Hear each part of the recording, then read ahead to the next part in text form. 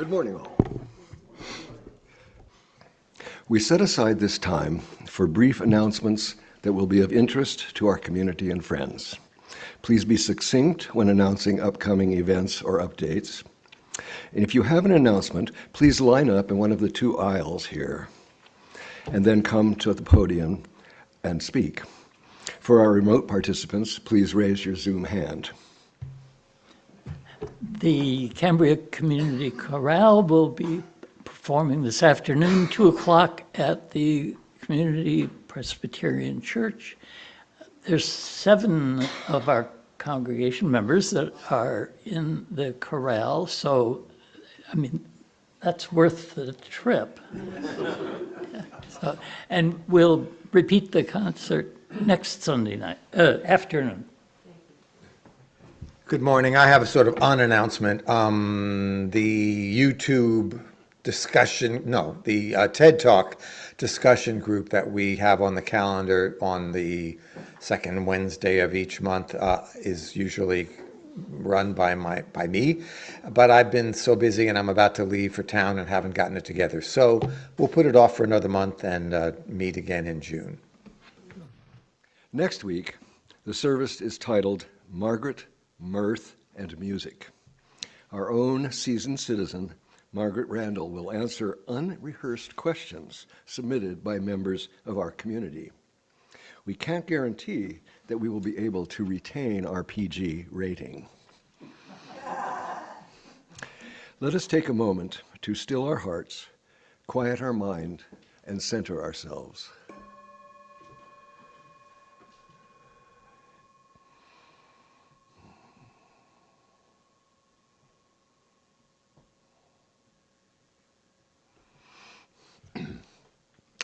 Look to this day, for it is life, the very life of life. In its brief course lie all the verities and realities of your existence, the bliss of growth, the glory of action, the splendor of beauty. For yesterday is but a dream, and tomorrow is only a vision. But today, well lived, makes every yesterday a dream of happiness, and every tomorrow a vision of hope. Look well, therefore, to this day. These words are attributed to Kalidasa, a Sanskrit poet who flourished in India during the 4th or 5th centuries AD. Oh, Mike, would you mind lighting the chalice this morning? At times, our own light goes out and is rekindled by a spark from another person. Each of us has cause to think with deep gratitude of those who have lit the flame within us and the community. Before we sing the first hymn, let me remind our remote participants to leave yourselves muted. However, we want you and whoever's with you to sing as big and loud as you like. Make it a joyous experience. Please stand in body or spirit and sing the opening hymn, Earth, the Sky, the Sea, number 25.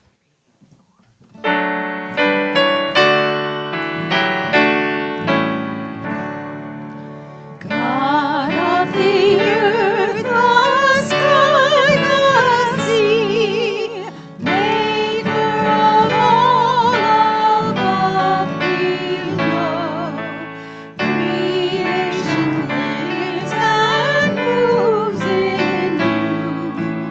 Your present love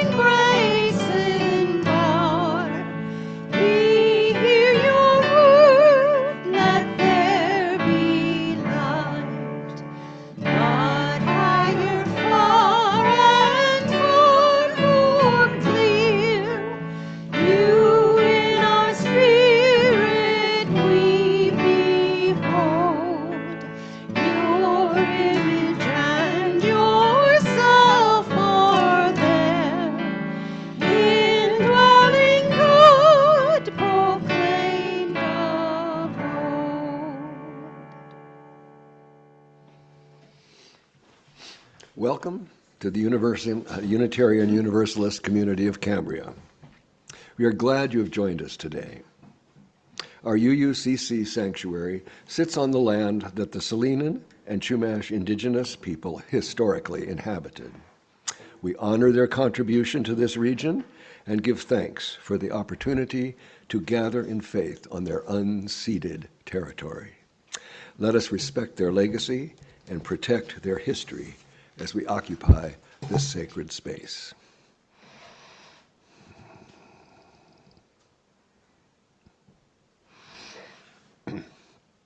As Unitarian Universalists, we celebrate religious diversity and welcome all who journey in faith in search of faith and spirituality. The UUCC is a lay-led congregation run by the democratic process. We invite speakers from different religious traditions and spiritual or scientific backgrounds, as well as community leaders, to speak at our pulpit. We encourage presentations covering a variety of topics and areas of interest that connect with the UU 7 principles and 6 values. The values are equity, transformation, pluralism, generosity, justice, and interdependence, with love at the center. Today's service centers around the 4th principle. We affirm and promote a free and responsible search for truth and meaning. My name is Don Howell, and I am your worship associate for this morning's service. We extend a special welcome to today's guests and visitors. We're glad you joined us this morning. If you wish, please introduce yourself or your guest. If you're not on our mailing list, please visit the UUCC website at uuccambria.org so that we can keep you informed about all of our activities. Members and friends, please check out what's happening, the UUCC newsletter sent to you every week. This is a great way to keep up to date with our latest news. So again, to see this and any past Zoom services, the recordings can be found on the UUCC website. So again, good morning and welcome to everyone. Yes, the affirmation is both a recognition of the nature of this community as well as a promise to which we aspire. Let us now recite the UUCC affirmation. Love is the spirit of this church, and service is its prayer. This is our great covenant, to dwell together in peace, to seek the truth in freedom, and to help one another.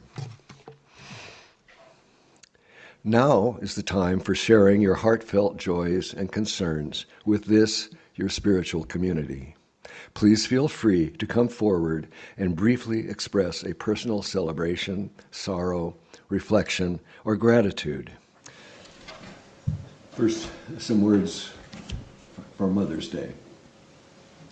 On this Mother's Day Sunday, we take a moment to pay homage to all you mothers out there.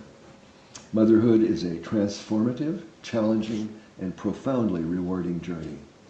Here are 10 notable quotes regarding motherhood. Motherhood is the biggest gamble in the world.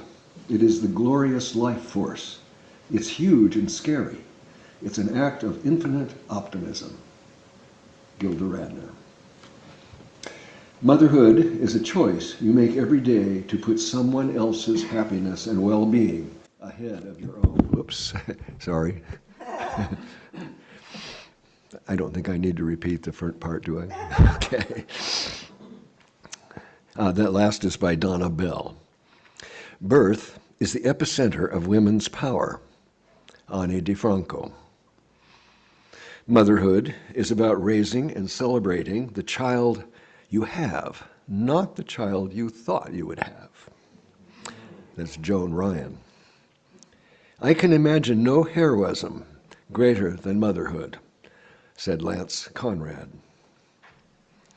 When you look into your mother's eyes, you know that is the purest love you can find on this earth.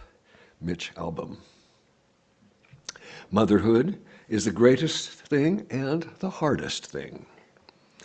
Ricky Lake. Being a mother is not about what you gave up to have a child, but what you've gained from having one. Jill Churchill. And from Maya Angelou, a mother's love liberates. Now, the first reading is part 1 of the introduction to the Bhagavad Gita, as translated by Stephen Mitchell, an American poet, translator, scholar, and anthologist. One of the best ways of entering the Bhagavad Gita is through the enthusiasm of Emerson and Thoreau, our first 2 American sages. Emerson mentions the Gita often in his journals with the greatest respect. It was the first of books. It was as if an empire spake to us, nothing small or unworthy, but large, serene, consistent, the voice of an old intelligence, which in another age and climate had pondered and thus disposed of the same questions which exercise us. Thoreau speaks of it in odd superlatives. The reader is nowhere raised into and sustained in a higher, purer, or rarer region of thought than in the Bhagavad Gita. Beside it, even our Shakespeare seems sometimes youthfully green and practical merely. What a revelation the Gita must have been for minds predisposed to its large-hearted vision of the world.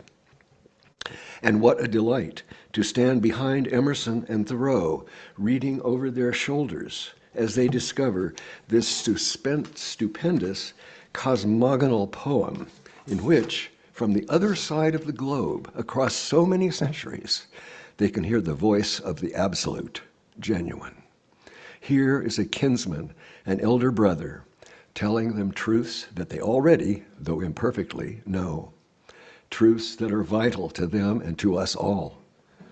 In the Gita's wisdom, as in an ancient clear mirror, they find that they can recognize themselves.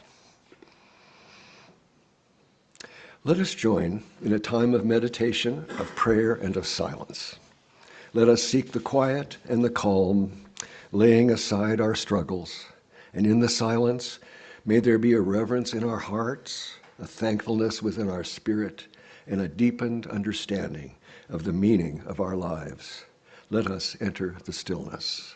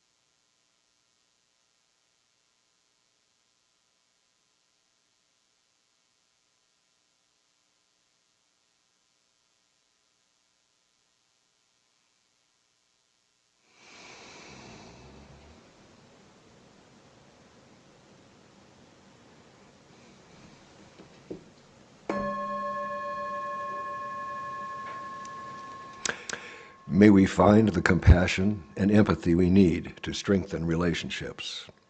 May we find ways to love each other well.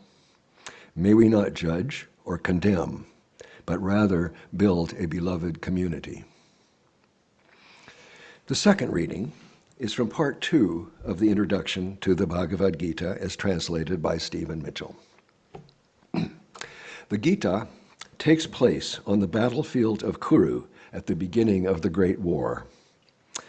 Arjuna, the hero, has his charioteer, Krishna, who happens to be God incarnate, drive him into the open space between the two armies, where Arjuna surveys the combatants, overwhelmed with dread and pity at the imminent death of so many brave warriors. Brothers, cousins, kinsmen, and teachers. He drops his weapons and refuses to fight.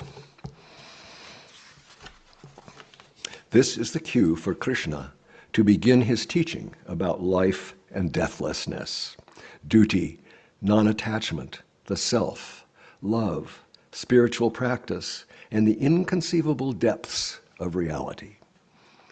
The wondrous dialogue that fills the next 17 chapters of the Gita is really a monologue, much of it wondrous indeed, which often keeps us dazzled and asking for more, as Arjuna does when he says to Krishna, "For I never can tire of hearing your life-giving, honey-sweet words." Now please stand in body and spirit, and sing Daya Kardan Bhakti Ka. Hi all. This is appears in our gray hymnal with it's the Hindi language and no translation, but there is a translation in this book called Between the Lines, which has extra notes about a lot of the hymns, and I'm going to read that for you now. It's a Hindu prayer. It's translated as follows. Please bestow upon us, O Supreme Soul, the gift of devotion. Please bestow upon our souls the gift of purity. Come in our meditation, O God. Reside in our eyes. Come into our dark hearts. Arouse the supreme light. Flow the river Ganges of love in the hearts, O ocean of love. Teach us, O God, to live together in harmony. Let service be our creed. Let service be our action. Make us earnest servers whose service is ever honest. And as I said before, it's an Indian prayer, traditional, arranged by Sanjeev Ramabhadram, who was a student of Indian classical music. And it's often sung by children in India in schools. They learn it in school.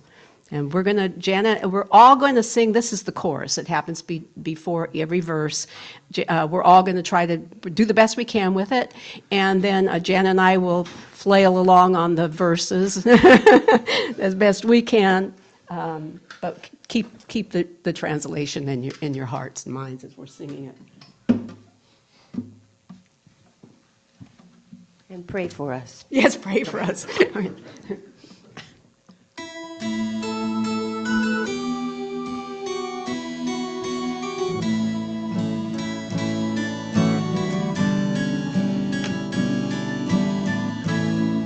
Daya Karadam Bhakti Ka Ame Paramot Madeka Daya Karanam Amari Otimame Shuddhatadena Amare Dhyan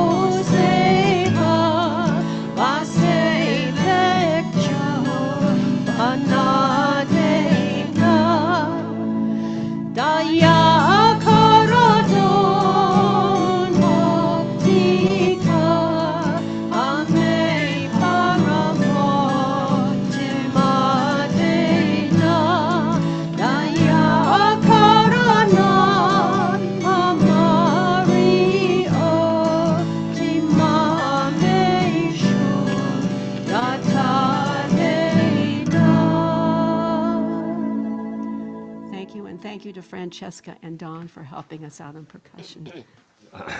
Today we will hear lessons from the Bhagavad Gita by Margaret Biggs. Margot?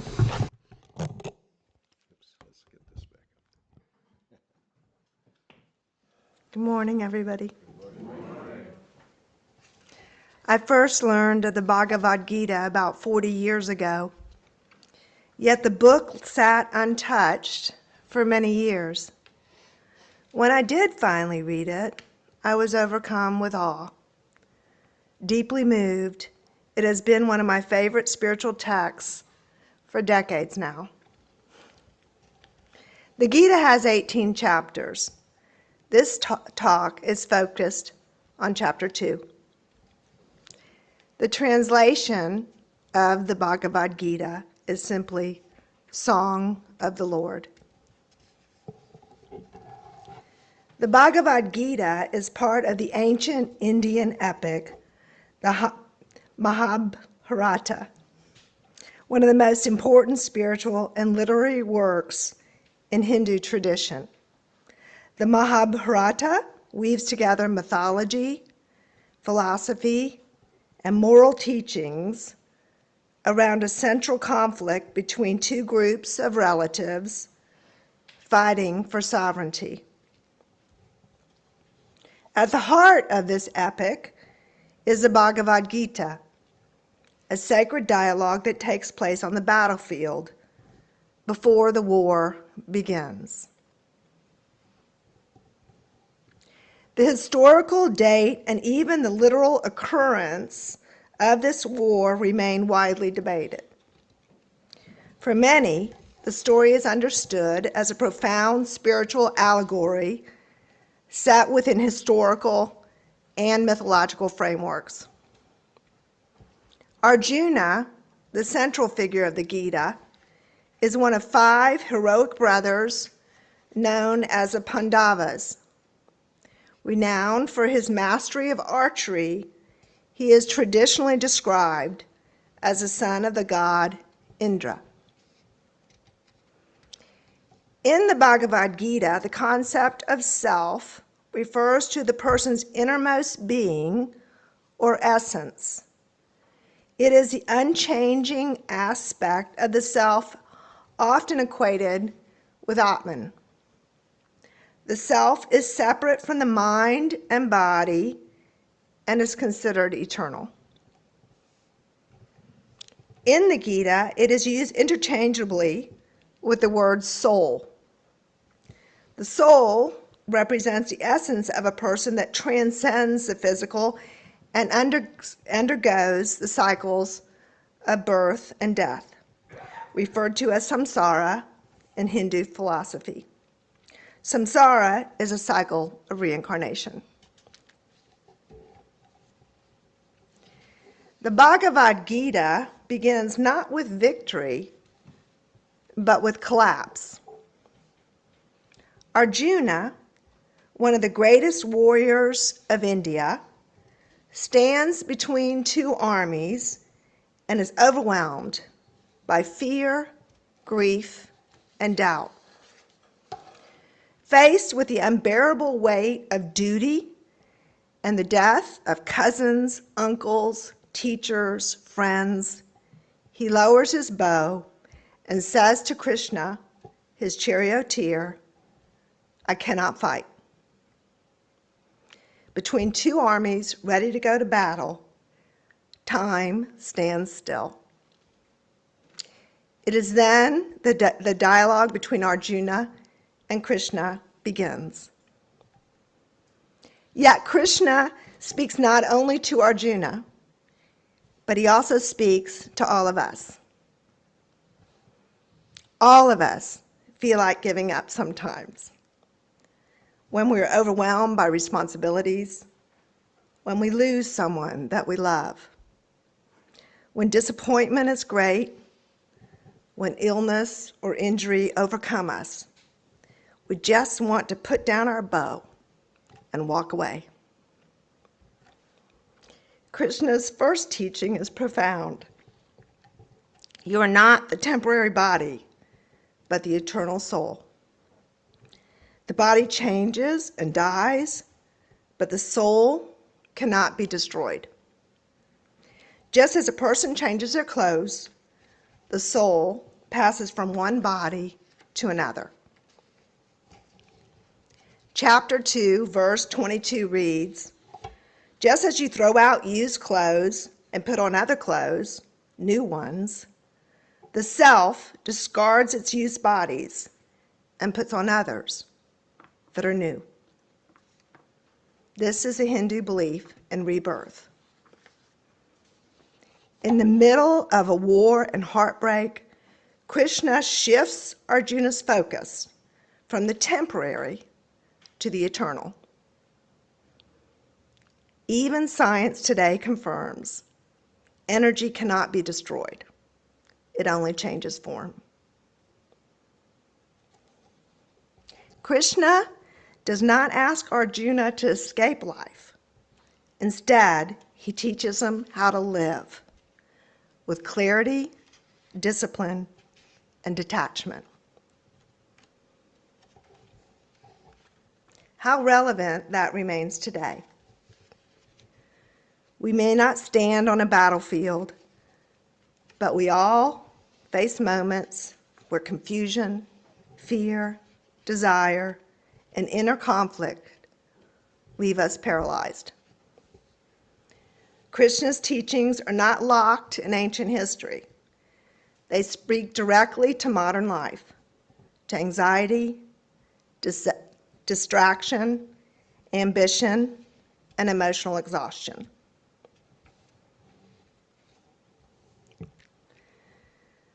One of the most reassuring verses in the Gita is chapter 2, verse 40. It reads, "On this path no effort is wasted. No gain is ever reversed. Even a little of this practice will shelter you from great sorrow."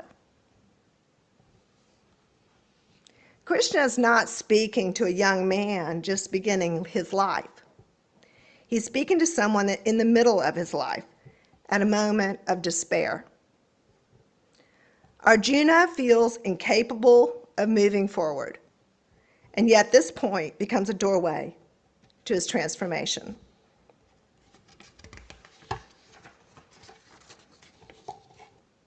What we call starting late may be starting with a wisdom that earlier version of ourselves did not yet possess. There may be greater depth and clarity, or courage may have developed that only comes after loss. On this path, no effort is ever wasted.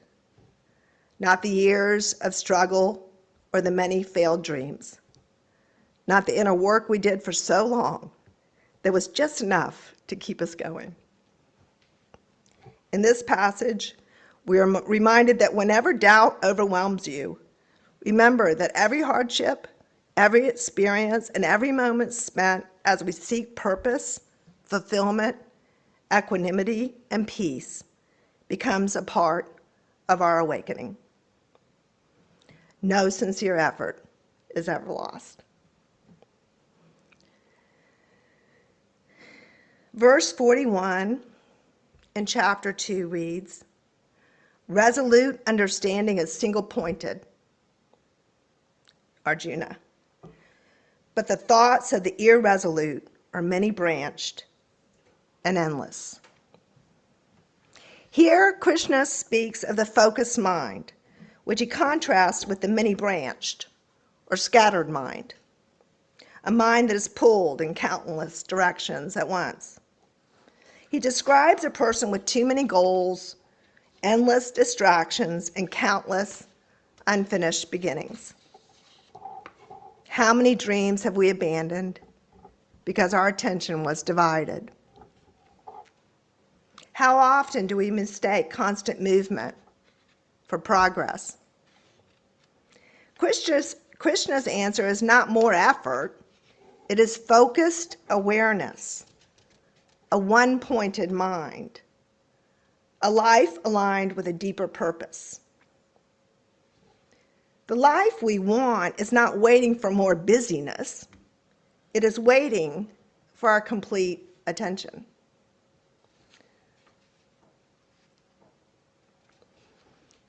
Another powerful teaching in chapter 2 is verses 47 through 50, which reads,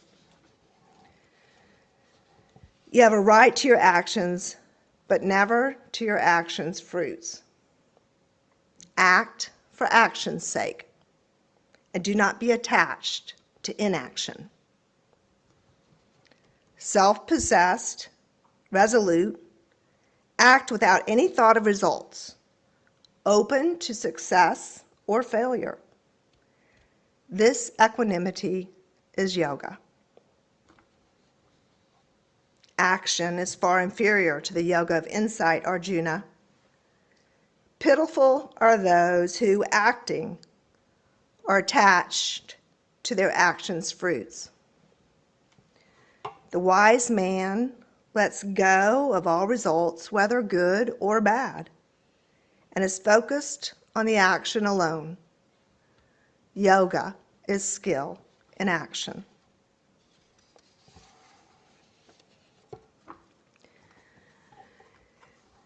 Krishna is teaching Arjuna to act without attachment to a success or failure.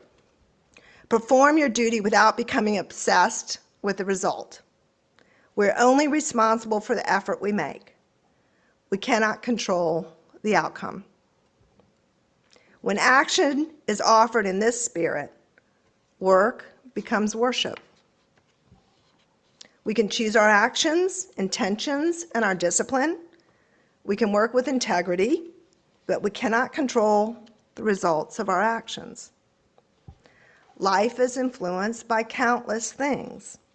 There's timing, circumstance, other people, world events. Suffering begins when we become attached to results, when we are concerned that our work will be rejected, that our project will fail, or that we will not get what we want or think we deserve. That attachment creates anxiety, fear, anger, and disappointment. Krishna is not saying that we should quit caring about the results of our efforts. He asks us to do our best and be courageous, but don't make our inner peace dependent on success or failure. This teaching is about freedom. When you've released your obsession with outcomes, action becomes clearer and more powerful. You are no longer paralyzed by fear or failure or inflated by your successes. You become steady. For an artist, the verse can mean create because you are called to create, not for praise, sales, or recognition. For someone facing hardship, it can mean take the next right step, even when there is no guarantee the result will be what you wish for. Krishna is teaching disciplined action and wholehearted effort without interdependence or attachment to the reward. It is one of the central teachings of the Gita. It transforms action from anxiety into action as devotion. Arjuna then asks Krishna a timeless question. Verse 54 reads, "How would you describe a person whose wisdom is steadfast, Krishna? How does the wise man speak? How does he sit, stand, or walk? He whose mind is untroubled by any misfortune, whose craving for pleasure has disappeared, who is free from greed, fear, anger, who is unattached to all things, who neither grieves nor rejoices if good or bad things happen, that man is a man of firm wisdom." Having drawn back all his senses from the objects of the sense, as a tortoise draws back into its shell, that man is a man of firm wisdom. Krishna is describing a person who is no longer ruled by continuous desires, by praise or insult, by victory or defeat. Like a tortoise withdrawing its legs into its shell, a person of wisdom can withdraw their senses from temptations and impulses. Arjuna asked Krishna this question because he wants to understand what spiritual wisdom looks like in a person. Krishna's answer describes someone whose inner stability no longer depends on external circumstances. A person of steady wisdom is not ruled by constant desires or impulses. She does not collapse in sorrow or become elated by success. She is calm when praised or criticized, when he wins or when he loses. He or she acts with clarity rather than with emotional reactivity. The person of wisdom is inwardly fulfilled, not constantly seeking validation from the outside world. When Krishna says such a person can withdraw senses like a tortoise withdrawing its limbs, he means they are not enslaved by every craving, distraction, or emotional trigger. They have mastery over themselves. This doesn't mean they become cold, emotionless, or detached from life. It means their peace comes from something deeper than temporary experiences. How do they speak? Their words are thoughtful, truthful, and not driven by ego, by the need to impress, or by anger. How do they live? With balance, self-awareness, discipline, compassion, and devotion. They still act in the world, but they're no longer constantly shaken by it. Arjuna is asking, what does it look like to become whole? And Krishna's answer is that wisdom is not just knowledge. It's an inner steadiness, a freedom from being controlled by fear, desire, anger, or the endless turbulence of the mind. The teaching is not about becoming perfect. It's about becoming anchored. Krishna also warns of the opposite path. Chapter 2, verse 62 to 66 reads, "If a man keeps dwelling on sense objects, attachment to them arises. From attachment, desires flare up. From desire, anger is born. From anger, confusion follows. From confusion, weakness of memory. Weak understanding, ruin. But the man who is self-controlled, who meets the objects of the senses with neither craving or aversion, will attain serenity at last. In serenity, all his sorrows disappear at once, forever. When his heart has become serene, his understanding is steadfast. The undisciplined have no wisdom, no one-pointed concentration. With no concentration, no peace. With no peace, where can joy be?"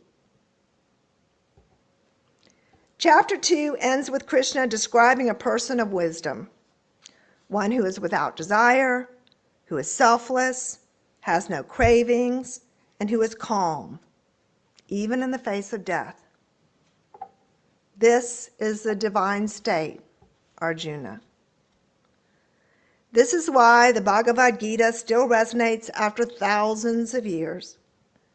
Using an ancient battlefield as an operating metaphor, this poem speaks of the battlefield which is within each one of us.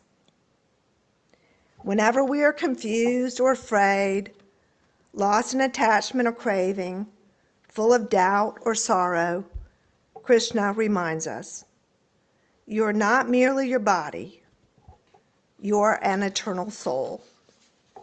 You will never die, you are steady, you are free. And from this understanding, act. Thank you.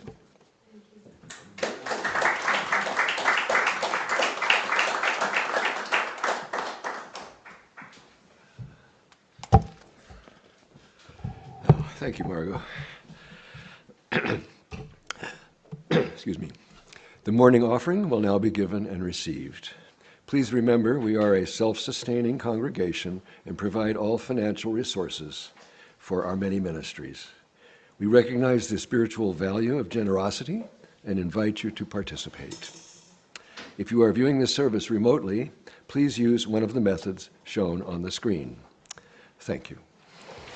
I'm just going to play a song from a show called Minnie's Boys, which was about the Marx Brothers and their mom. And it's called Mama a Rainbow, and I'm going to tell you the lyrics because it'll mean a lot more. What do you give to the lady who has given all her love and life to you? What do you give to the reasons you are living? I could window shop the world before I'm through. Mama, a rainbow. Mama, a sunrise. Mama, the moon to wear. That's not good enough. No, not good enough, not for Mama.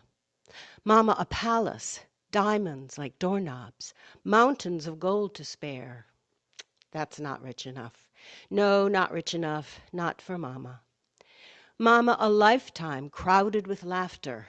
That's not long enough, not half long enough. What can I give you that I can give you? What will your present be? Mama, young and beautiful, always young and beautiful. That's the Mama I'll always see. That's for Mama, with love from me.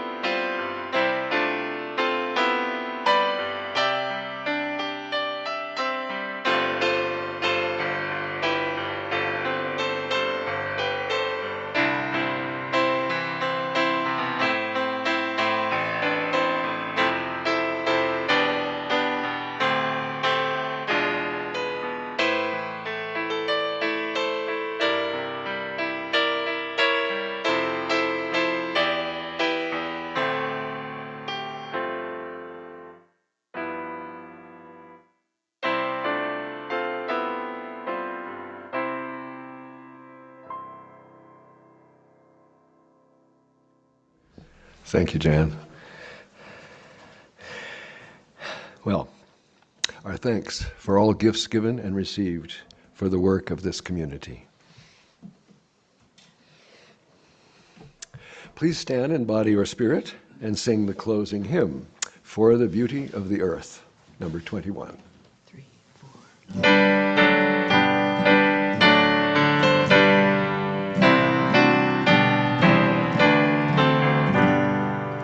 For the beauty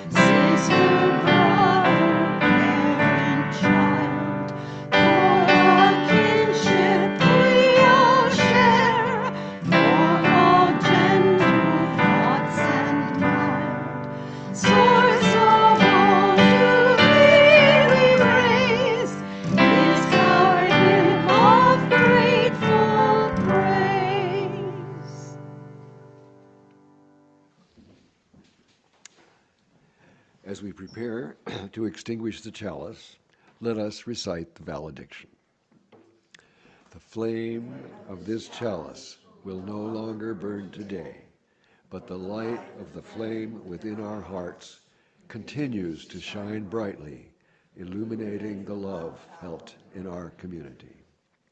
Please extinguish your chalice at home now.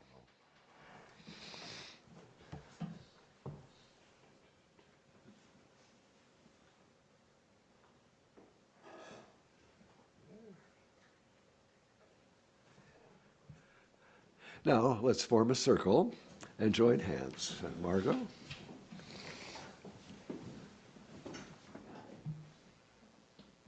From chapter 3, verse 13 of the Bhagavad Gita.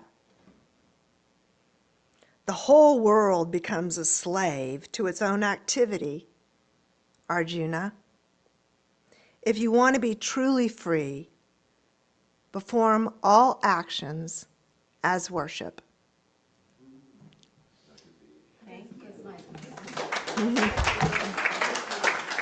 Thank you. Thank you.